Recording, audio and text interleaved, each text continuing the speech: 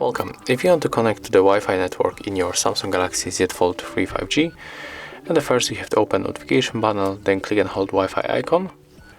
And as you can see right now, we got all available networks. If you want to refresh, you have to swipe with your finger just like that. As you can see, I'm currently connected with this network, but I'm going to switch for example, let me refresh because I'm looking for my private smartphone for Zenfone 7 Pro. So click and then input password. And then click to connect.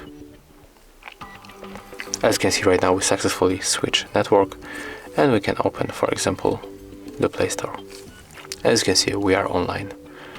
So that's how it looks. If you find this video helpful, remember to leave a like, comment and subscribe.